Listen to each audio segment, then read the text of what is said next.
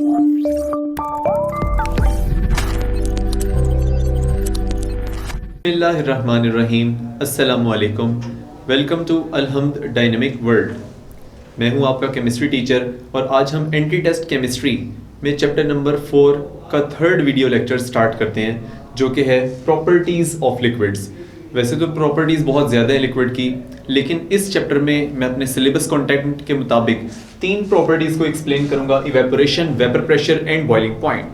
तो let's start. Evaporation, किसी भी लिक्विड को जब आप ओपन जगह पे कहीं रखा होता है तो मॉलिक्यूल्स के पास काइनेटिक एनर्जी होती है, और उस मॉलिक्यूल्स की काइनेटिक एनर्जी की वजह से मॉलिक्यूल्स आपस में कोलाइड करते रहते हैं। इस रैंडम कोलिजन की वजह से बास मॉलिक्यूल्स की एनर्जी एवरेज काइनेटिक एनर्जी से ज़्यादा हो जाती है, जिसकी वजह से अगर वो ज़्यादा काइनेटिक एनर्जी वाला मॉलिक्यूल अगर सरफेस पर आ जाए तो लीव कर जाएगा, और इस प्रोसेस को आप कहते हैं इवेपोरेशन। तो काम की बातें, ये स्पॉन्टेनियस प्रोसेस है, खुद ब खुद होता रहता है, आप उसको कुछ नहीं करते, ये स्पॉन्टेनियसली खुद ब खुद होगा। सरफेस फेनोमेना, सिर्फ सरफेस वाले मॉलिक्यूल इवेपोरेट कर सकते हैं, अंदर वाले मॉलिक्यूल्स इवेपोरेट नहीं कर सकते। तीसरी बात एंडोथर्मिक है, ये मॉलिक्यूल्स एनर्जी एब्जॉर्ब करके जाते हैं, और यहाँ पर आपको एक एनर्जी नजर भी आएगी कि ये एनर्जी जब ज्यादा काइनेटिक एनर्जी वाले मॉलिक्यूल चले जाएंगे तो वाटर के लिए एग्जांपल मैंने यहाँ पे कोड किया है 40.6 किलो जूल पर मोल। ये वाटर की मोलर हीट ऑफ वेपोराइजेशन है, यानी 1 मोल वाटर को लिक्विड से गैसियस फॉर्म में कन्वर्ट करने के लिए आपको 40.6 किलो जूल पर मोल एनर्जी देनी पड़ती है, which is called molar heat of vaporisation of water. Cause cooling, ये कूलिंग कैसे कॉज करता है? जब ज्यादा एनर्जी वाले मॉलिक्यूल चले जाएंगे तो average kinetic energy gas liquid molecules की क्या हो जाएगी? कम हो जाएगी, और जब मॉलिक्यूल्स की एवरेज काइनेटिक एनर्जी कम हो जाएगी तो उसकी वजह से हीट मूव करेगी from surrounding to the system, जिसकी वजह से सराउंडिंग का टेम्परेचर भी कम हो जाएगा। In this way evaporation cause cooling. Take place at all temperature, हर टेम्परेचर के ऊपर इवेपोरेशन होती रहती है जब तक वो लिक्विड स्टेट में रहे। यानी अगर मैं आपसे ये पूछूं कि क्या 0 डिग्री सेंटीग्रेड पर वाटर की इवेपोरेशन होगी, तो आंसर होगा यस होगी, क्योंकि उस टाइम 0 डिग्री सेंटीग्रेड पर आइस और वाटर दोनों इक्विलिब्रियम स्टेट पे हैं। लेकिन अगर मैं क्वेश्चन पूछूं कि क्या -10 डिग्री सेंटीग्रेड पर वाटर की इवेपोरेशन होगी, तो फिर आंसर होगा नहीं। The reason is that it take place at all temperature when the substance exist in the liquid state, जब तक लिक्विड स्टेट है, क्योंकि लिक्विड का प्रोसेस है, सॉलिड का नहीं। उसके लिए आप डिफरेंट टर्म यूज करेंगे। एंट्रोपी इंक्रीज, एंट्रोपी कहते हैं तोड़फोड़, रैंडमनेस, वो ज्यादा होती है। तो जब भी कोई सॉलिड लिक्विड में कन्वर्ट होता है तो मोशन ज्यादा, एंट्रोपी ज्यादा। सिमिलरली जब कोई लिक्विड गैसियस फेज में चेंज होता है तो तब भी इवेपोरेशन होने की वजह से एनर्जी ज्यादा, मतलब रैंडमनेस बढ़ती जाएगी, तो एंट्रोपी इंक्रीज होगी सिस्टम की। फिजिकल चेंज है, केमिकल रिएक्शन नहीं हो रहा, सिंपली लिक्विड अपनी एक फिजिकल स्टेट से दूसरी फिजिकल स्टेट में जा रहे हैं, that is why it is called phase change हो रहा है। फैक्टर्स, सरफेस एरिया जितना ज्यादा होगा उतना रेट ऑफ इवेपोरेशन ज्यादा। नंबर 2 टेम्परेचर, अगर आप हीट करेंगे तो मॉलिक्यूल्स की एवरेज काइनेटिक एनर्जी ज्यादा, जिसकी वजह से रेट ऑफ इवेपोरेशन भी ज्यादा। नेक्स्ट स्पीड ऑफ एयर, अगर किसी दरिया या समुद्र में ज्यादा हवा चलेगी तो फिर उसके लिक्विड मॉलिक्यूल ज्यादा उड़ने के चांसेस हैं और रेट ऑफ इवेपोरेशन फास्ट हो जाएगा। And in the last intermolecular force, ये इनवर्सली प्रोपोर्शनल है। मतलब इसका क्या? जितना लिक्विड के पार्टिकल्स के दरमियान अट्रैक्टिव फोर्स स्ट्रॉन्ग होगी, वो एक दूसरे को पकड़ के रखेंगे, उड़ने नहीं देंगे, जाने नहीं देंगे, इवेपोरेशन कम हो जाएगी। Second property of liquid is vapour pressure. नाम से ही इसकी डेफिनेशन समझ में आ रही है, वेपर्स का प्रेशर। सिर्फ ऐड करना है कब और कहां। तो जब आप किसी लिक्विड को एक बंद कंटेनर में रखते हैं तो लिक्विड के मॉलिक्यूल का वेपर में कन्वर्ट हो जाना, this process is called evaporation. और जब वेपर्स हाई एनर्जी आपस में टकरा के इनकी एनर्जी लो हो जाती है, घूम फिर के थक हार के जब इनकी एनर्जी कम होती है, और जब ये दोबारा रिकैप्चर किए जाते हैं बाय द लिक्विड, तो वेपर का लिक्विड में कन्वर्ट होना, this process is called condensation. और इवेपोरेशन और कंडेंसेशन जब बराबर हो जाएं, that state is called dynamic equilibrium state. In the start, rate of evaporation is greater, but after some time, when evaporation and condensation becomes equal, it is called dynamic equilibrium state. और जब equilibrium state आ जाएगी, उस पर ये vapors जो pressure apply करते हैं on the surface of liquid, that pressure is actually called vapor pressure. तो वेपर्स का pressure on the surface of liquid at the time of dynamic equilibrium is called vapour pressure. काम की बात, surface area पर depend नहीं करता। Actually जब आप सरफेस एरिया ज्यादा कर देते हैं तो जहां पे इवेपोरेशन ज्यादा हुई है वहां पे कंडेंसेशन भी ज्यादा होगी। तो इट मींस आप यूं कह सकते हैं कि पर यूनिट एरिया जितनी इवेपोरेशन ज्यादा आप कर देंगे उतना ही कंडेंसेशन भी ज्यादा, पर यूनिट एरिया कोई फर्क नहीं पड़ेगा, vapour pressure will remain same. दूसरा, अमाउंट ऑफ लिक्विड, अगर आपके पास एक तरफ 1 किलोग्राम वाटर है, एक तरफ 2 किलोग्राम पानी भी अगर आप रख दें तो भी फर्क नहीं पड़ेगा, vapour pressure will remain same. Similarly volume of container, अगर आप वॉल्यूम ऑफ कंटेनर की शेप चेंज कर दें तो भी वेपर प्रेशर रिमेन सेम, क्योंकि अगर मैं फर्ज करें एक प्लेट ले लूं या मैं एक उससे ज्यादा बड़ा बर्तन ले लूं या बीकर ले लूं, डिफरेंट शेप्स के बर्तन ले लूं, तो still per unit area surface के ऊपर जो लिक्विड के मॉलिक्यूल्स हैं वो चूंकि सेम है, लिहाजा vapour pressure will remain same. Next, इसके दो फैक्टर्स हैं। Intermolecular force inversely proportional to vapour pressure. अगर लिक्विड के पार्टिकल्स के दरमियान अट्रैक्टिव फोर्सेस ज्यादा स्ट्रॉन्ग होंगी तो वो उड़ने नहीं देंगी एक दूसरे को, जिसकी वजह से वेपर्स कम बनेंगे। वेपर्स कम तो वेपर का प्रेशर भी कम। और दूसरा, टेम्परेचर। अगर आप टेम्परेचर ज्यादा कर देंगे तो चूंकि मॉलिक्यूल्स की एवरेज काइनेटिक एनर्जी ज्यादा हो चुकी है तो ज्यादातर लिक्विड वेपर की शक्ल में आ जाएंगे। जब वेपर ज्यादा बनेंगे तो वेपर्स का प्रेशर भी ज्यादा, तो हाई टेम्परेचर के ऊपर वेपर प्रेशर ज्यादा। यहां पे एक छोटी सी इंफॉर्मेशन बस आपसे शेयर करना चाह रहा हूं कि अगर आप वाटर को 0 से 10 डिग्री सेंटीग्रेड पर लेकर जाते हैं तो चेंज तो आपने 10 डिग्री सेंटीग्रेड का किया ना, तो वाटर में 4.6 से इंक्रीज होके उसका वेपर प्रेशर चेंज होता है और डिफरेंस आता है 9.2 का। लेकिन जब आप 90 डिग्री सेंटीग्रेड से 100 पर जाते हैं, अब भी आप 10 डिग्री सेंटीग्रेड इंक्रीज कर रहे हैं टेम्परेचर, लेकिन जरा गौर कीजिएगा कि वेपर प्रेशर में इजाफा या तब्दीली कितनी आ रही है, 527.8 टॉर। यहां से इस बात को अंदाजा लगा सकते हैं कि डिफरेंट टेम्परेचर रेंज के ऊपर वेपर प्रेशर डिफरेंट होगा, चेंज इन वेपर प्रेशर भी डिफरेंट, और उसकी रीजन ये है कि हाई एनर्जी मॉलिक्यूल्स होंगे एट दिस टेम्परेचर, और हाई टेम्परेचर के ऊपर जब मॉलिक्यूल्स की एवरेज काइनेटिक एनर्जी भी बहुत ज्यादा होगी तो ज्यादा चांस होगा लिक्विड के इवेपोरेट करने का, तो वेपोरेशन भी ज्यादा होगी। वेपर प्रेशर को फाइंड करने के बेटा दो मेन मेथड्स हैं, एक बैरोमेट्रिक मेथड और एक मैनोमेट्रिक मेथड। हमारे सिलेबस में सिर्फ मैनोमेट्रिक मेथड है। उसमें काम की बात सिर्फ ये है कि जो लास्ट पे आप एक फॉर्मूला पढ़ते हैं, P is equal to PA plus delta H।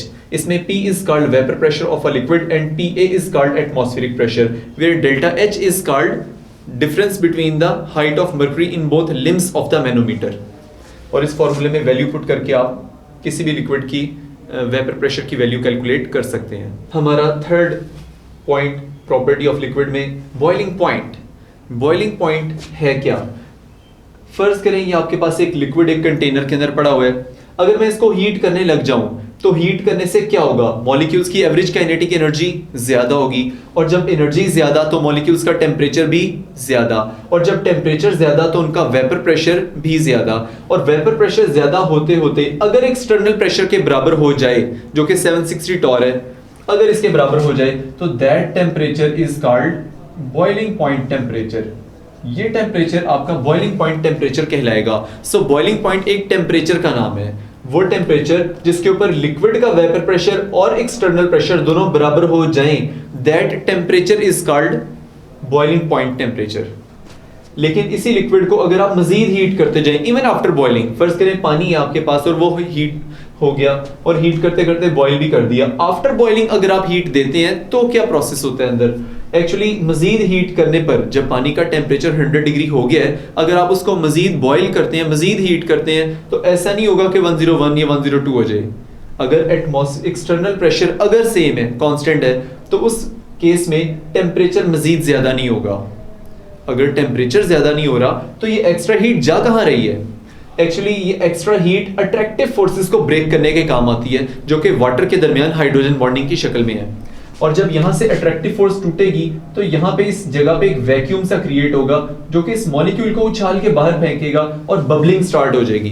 तो लिक्विड के अंदर बबल्स बनना स्टार्ट हो जाएंगे, एक जो वैक्यूम सा खुलासा क्रिएट होगा अट्रैक्टिव फोर्सेस के टूटने की वजह से, और यूं बबलिंग कंटिन्यू रहेगी आफ्टर बॉइलिंग। इंटरमॉलिक्यूलर फोर्स और एक्सटर्नल प्रेशर दो फैक्टर्स हैं बॉइलिंग पॉइंट के। अगर आप इंटरमॉलिक्यूलर फोर्सेस लिक्विड की स्ट्रॉन्ग होगी तो इसका मतलब है बॉईल करना मुश्किल, आपको ज्यादा हीट देनी पड़ेगी लिक्विड को इवेपोरेट करने के लिए, तो बॉइलिंग पॉइंट ज्यादा। एक्सटर्नल प्रेशर लिक्विड ने तो तब बॉयल होना ना जब वेपर प्रेशर एक्सटर्नल प्रेशर के बराबर होगा। अगर एक्सटर्नल प्रेशर ही आप ज्यादा कर दें या चेंज कर दें, वेरी कर दें, तो उस केस में जो एक्सटर्नल प्रेशर अगर ज्यादा हो गया तो आपको ज्यादा हीट लगानी पड़ेगी वेपर प्रेशर को एक्सटर्नल के बराबर करने के लिए। जब ज्यादा हीट देनी पड़ेगी इसका मतलब बॉइलिंग पॉइंट इंक्रीज कर जाएगा। एक दो एग्जांपल जुबानी आपको बताता हूं कि अगर आपके पास लेट्स सपोज वाटर है, इथानॉल है और ईथर है, डाई इथाइल ईथर, तो इनमें से किसका बॉइलिंग पॉइंट सबसे ज्यादा होना चाहिए? आपने फॉरन इंटरमोलिकुलर फोर्सेस पर आना है। अगर आपके पास डाई इथाइल ईथर है तो उसके अंदर डाइपोल डाइपोल फोर्सेस होती हैं और उसका बॉइलिंग पॉइंट 34.6 डिग्री सेंटीग्रेड, जो कि सबसे कम होगा। सेकंड नंबर पे इथानॉल जिसमें वीक हाइड्रोजन बॉन्डिंग है, उसका बॉइलिंग पॉइंट थोड़ा सा ज्यादा होना चाहिए क्योंकि इसमें हाइड्रोजन बॉन्डिंग है।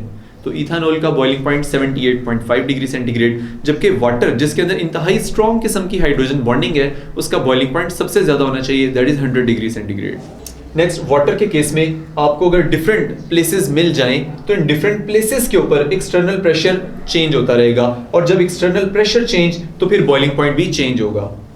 अगर सी लेवल के ऊपर जो कि एक्सटर्नल प्रेशर 760 एक फिक्स है तो उस पर पानी 100 डिग्री सेंटीग्रेड पर बॉईल करता है, लेकिन अगर आप मरी हिल्स पर चले जाएं तो हाइट पर जाते जाएंगे तो एक्सटर्नल प्रेशर कम होता जाएगा। जब एक्सटर्नल प्रेशर कम तो बॉइलिंग पॉइंट भी कम, तो मरी हिल्स में पानी 98 डिग्री पर बॉईल करेगा। माउंट एवरेस्ट के ऊपर जब आप बहुत ही हाइट पर चले गए हैं, एक्सटर्नल प्रेशर इंतहाई कम होता जा रहा है, 323 टॉर, और पानी 69 डिग्री पर बॉईल कर जाएगा। प्रेशर कुकर जिसमें बहुत ज्यादा सख्त प्रेशर, आपने ऊपर गैसें बहुत ज्यादा बंद हैं, वो कहीं निकल नहीं सकती, हीट करने पे भी जो गैसें बन रही हैं वो भी स्टीम की शक्ल में अंदर ही हैं। अब वो जो बहुत ज्यादा एक्स्ट्रा प्रेशर जनरेट हो गया है उसकी वजह से बॉइलिंग पॉइंट भी ज्यादा, जिसका फायदा क्या होता है कि खाना जल्दी पक जाता है। नॉर्मली अगर आप एक हांडी या कोई गोश्त पका रहे हैं तो वो 100 डिग्री सेंटीग्रेड के ऊपर गोश्त गल रहा है, लेकिन अगर उसी को आप प्रेशर कुकर में पकाएंगे तो फिर क्या होगा? अगर ओपन हांडी 1 घंटे में पक रही है, प्रेशर कुकर में 20 मिनट में पक जाएगी। उसकी रीजन ये है कि अब गोश्त 100 पर नहीं बल्कि 120 के टेम्परेचर के ऊपर गल रहा है, जिसकी वजह से वो जल्दी पक जाएगा। वैक्यूम में आप एक्स्ट्रा एयर निकाल लेते हैं जिसकी वजह से लिक्विड के ऊपर जो प्रेशर बचता है वो इंतहाई कम है। आप देख सकते हैं 23.7 टॉर, और पानी सिर्फ 25 डिग्री सेंटीग्रेड पर बॉईल कर जाएगा। देन ग्लिसरीन के लिए एक दो बातें यहाँ पे देखते हैं। ग्लिसरीन असल में एक सेंसिटिव लिक्विड है, 290 डिग्री सेंटीग्रेड पर ये बॉईल होता है और इसी टेम्परेचर पर ये डिकम्पोज भी हो जाता है।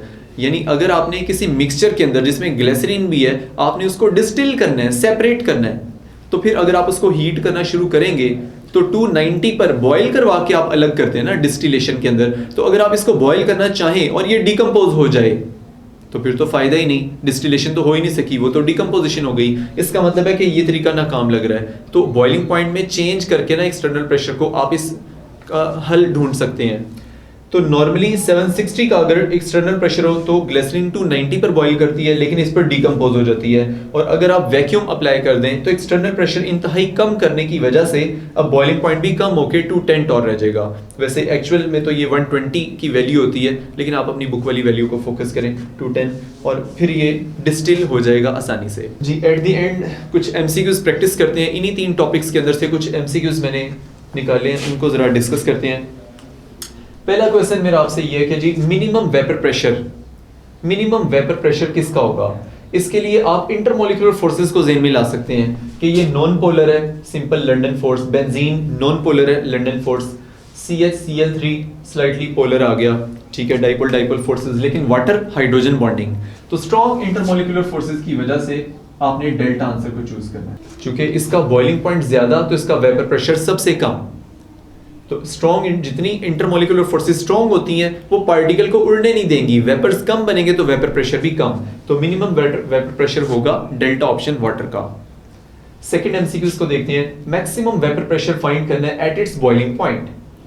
यहां पे कई बच्चे गलती कर जाते हैं, याद रखना है मैं पूछ रहा हूं at its boiling point.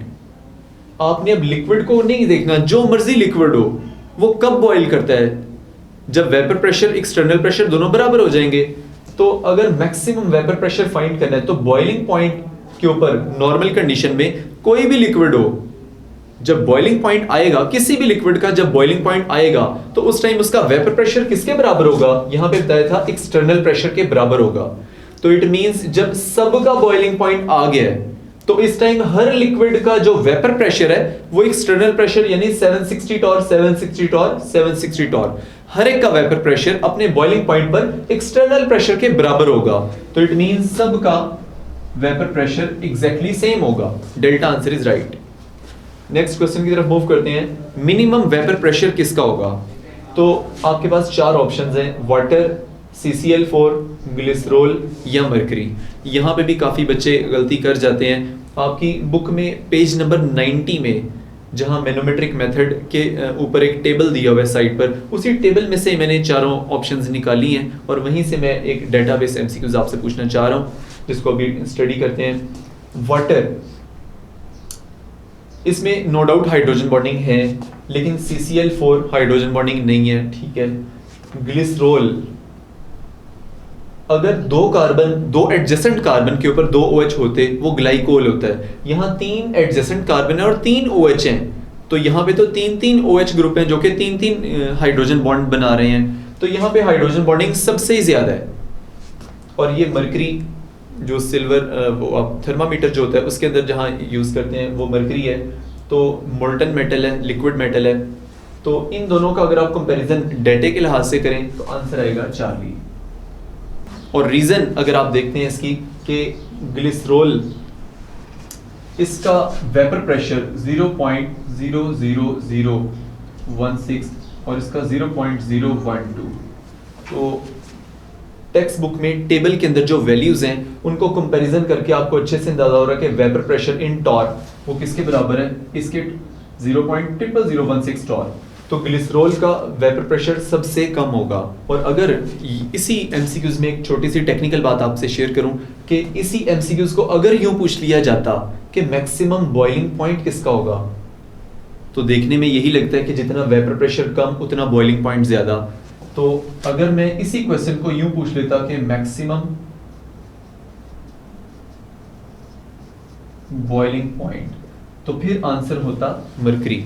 Mercury का बॉइलिंग पॉइंट इससे ज्यादा है और उसकी रीजन ये है कि हाई टेम्परेचर के ऊपर मॉलिक्यूल्स के दरमियान, असल में मरकरी का जो स्ट्रक्चर है इसमें डाइमर से बने होते हैं जो एक्सपैंड कर सकते हैं, और एक्सपैंड करने की वजह से ही तो इसको थर्मामीटर में इस्तेमाल किया जाता है कि जब इसको हीट मिलती है तो एक्सपैंड करता है इसका लेवल। तो मरकरी का बॉइलिंग पॉइंट सबसे ज्यादा है। अगर मैं वैल्यू शेयर करूं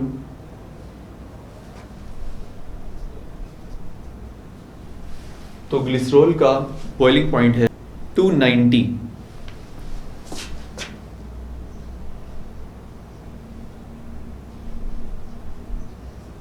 जबकि मरकरी का बॉइलिंग पॉइंट 356 के अराउंड। तो यहां से आपने देख लेना कि अगर मेरा क्वेश्चन होता कि मैक्सिमम बॉइलिंग पॉइंट किसका है तो फिर आंसर होता डेल्टा। नेक्स्ट क्वेश्चन है मेरा maximum boiling point. Maximum boiling point किसका है? चार ऑप्शन आपके सामने है, water, acetic acid, phenol, ethanol. ये तकरीबन चारों ही हाइड्रोजन बॉन्डिंग करते हैं, लिहाजा आप इस बेस पे प्रिडिक्ट नहीं कर सकते क्योंकि चारों ही हाइड्रोजन बॉन्डिंग बना रहे हैं। अब आपको एक फैक्टर और ज़हन में लेकर आना है कि जितना किसी मॉलिक्यूल का मैस ज़्यादा बल्की होता जाता है, भारी होता जाता है, तो भी उसको उड़ाना या बॉयल करना मुश्किल हो जाएगा। तो इनमें से अगर आप कॉमन सेंस यूज़ करें थोड़ी सी, तो फिनोल सेंस में आ रहा है कि जी बहुत ज़्यादा बल्की साइज का ग्रुप है, तो यस फिनोल ही का बॉइलिंग पॉइंट सबसे ज़्यादा है। तो चार्ली आंसर इज राइट। और अगर आप फैक्ट देखें तो वाटर 100 डिग्री सेंटीग्रेड पर बॉईल करता है, acetic acid 118 degree centigrade, phenol 181.8 degree, जबकि इथेनॉल 78.5 डिग्री। मोस्ट वोलेटाइल, सबसे ज्यादा आसानी से कौन उड़ेगा, जिसका बॉइलिंग पॉइंट सबसे कम होगा।